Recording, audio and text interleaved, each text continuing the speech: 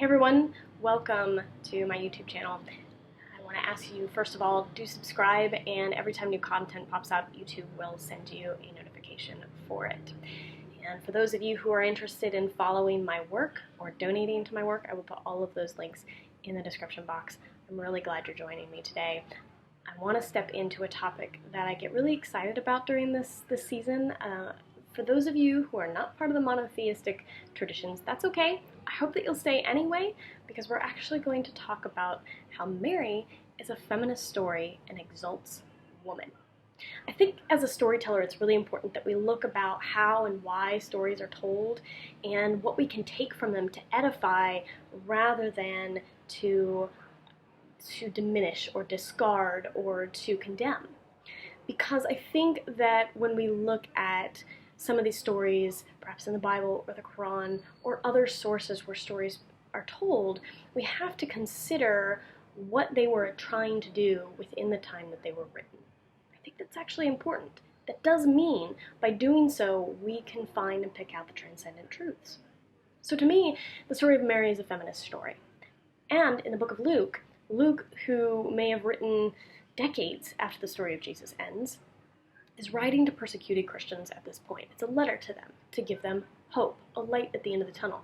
And he doesn't start the story with Mary. He starts it with Zechariah, who was working in the temple with the priests at the time. He starts it with a masculine figure. He starts it with the patriarchy. And an angel comes to Zechariah and he says, your wife is going to have a son, and he's going to prepare the way for a great healer to come. Now, Zechariah's wife is a little bit older, she's been barren, he doesn't believe it. He's in a complete state of disbelief. It's impossible for this to happen, and he tells the angel just that. So the angel shuts him up and says, I'm going to show you. And so Zechariah is mute until the day that his son is born. Then the story goes to Mary. And Mary is betrothed to be married to Joseph. But she is considered a woman in her wholeness, all on her own. Most people make this story about immaculate conception and virginity and sex. I don't think that has anything to do with it, actually. I think what it has to do with is the sense of her connectedness to the divine, to her practice, to her faith, to her heart, to her being, to the knowing of who she was, and the divine understanding that she could handle not just the gift of this child who would disrupt the world, but she could handle the burden of what was to come. Women carry a lot of burdens with their children.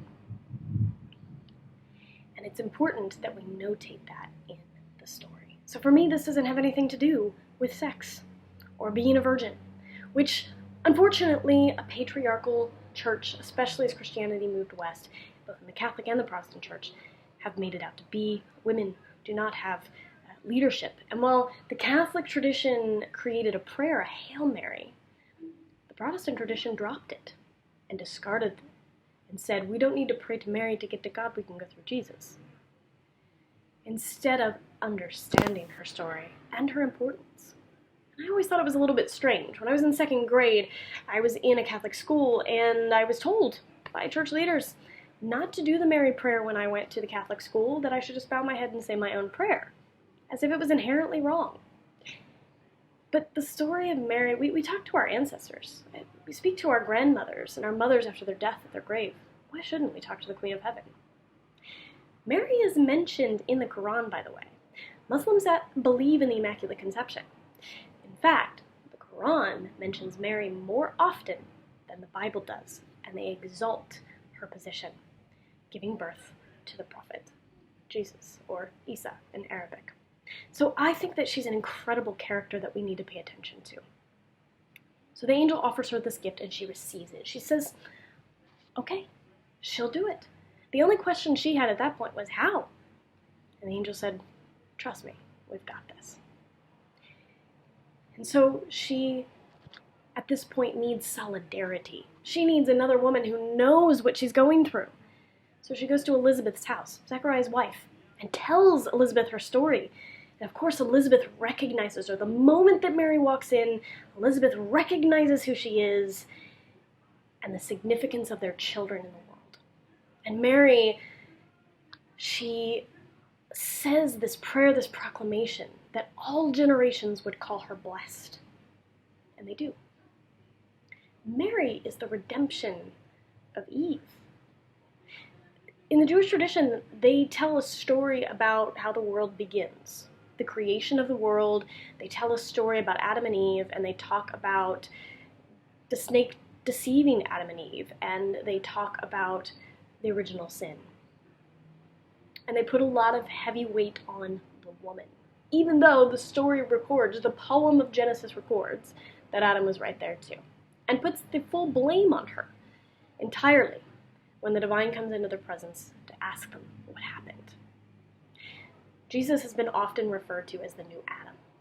So why would it be so far to say that Mary is the new Eve? And that in order for a divine masculine to be born, in order to heal the world, that it had to come through a divine feminine first. She had to exist first. Her womb had to exist first in order for the divine masculine to be birthed into the world and bring healing to the patriarchy, to restore a divine masculine. So this mother and son then become the redemption together through the energy that they give out. Again, as I may have mentioned before, Jesus then goes on to exalt women. His ministry is paid for by women. And unfortunately, Mary Magdalene and Mary, the mother of Jesus, their stories have been so sexualized to think that women are nothing more than sexual beings that need to be controlled. And frankly, I don't think the story has anything to do with that. I do think that women's eroticism and our being able to claim our own is vitally important. But to me, the story is so much more than that. It's so much bigger than that. I wear a crucified Eve around my neck.